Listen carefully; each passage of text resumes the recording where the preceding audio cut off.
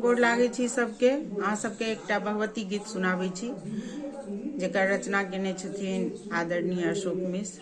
सुनू, बहुत सुंदर लागत हुनकर रचना। जतेक छनि भगवती के बहुत सुंदर भाव, बहुत सुंदर। तऽ अपन अपन आशीर्वाद जरूर देब। नित दीन जोत सजाबी है मैया, जरा भी है मैया, दियो मैया ई जोत दिखाई।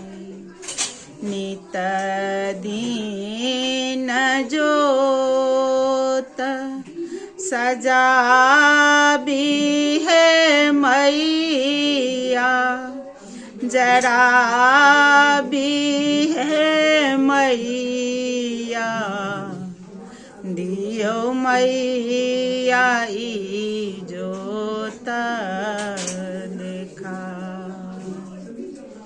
दियो मैया ई जोत दिखाई।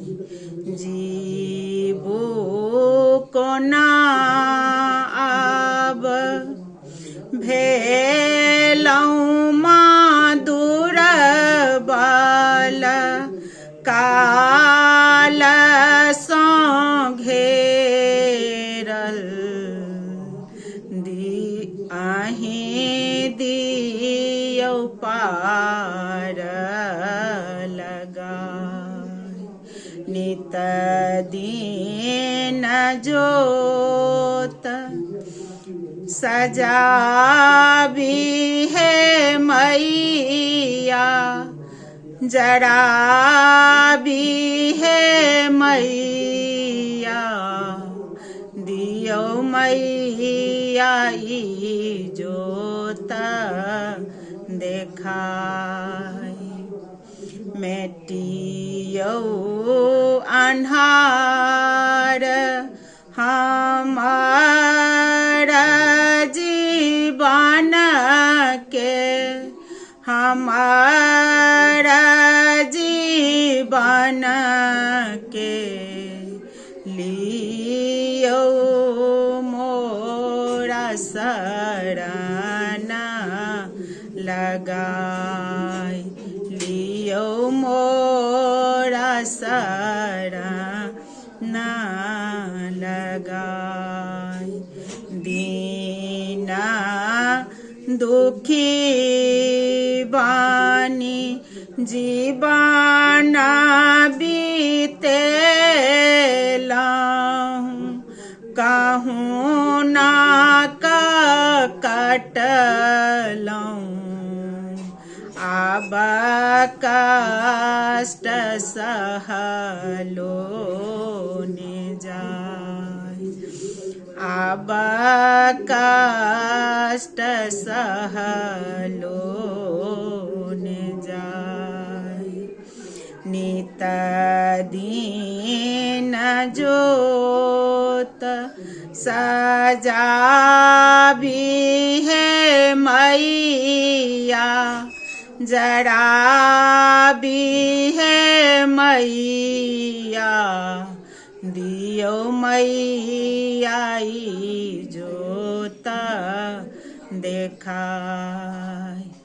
लाले लाल चुनरी, लाले से नूर टुकली, लाले लाल बिंदी, लियो मैया आंग लगाई।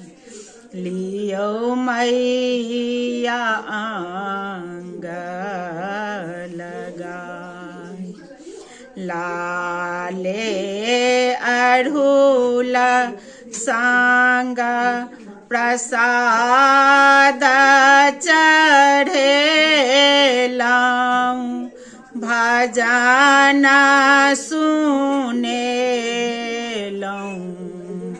करो मैया अब स्वीकार, करो मैया सब स्वीकार।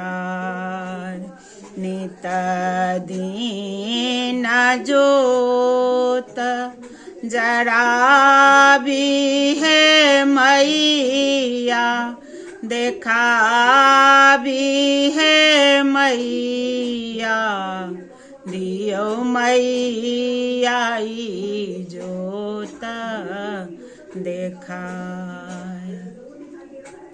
हारी था किया लाऊं आही के लगन में, आही के भवन में, अब दुख सहलो न जाय, अब दुख सहलो न जाय। अशोक के आशा पूरा करू है जननी, पूरा करू भवानी, रहला हूँ आस लगाए, रहला हूँ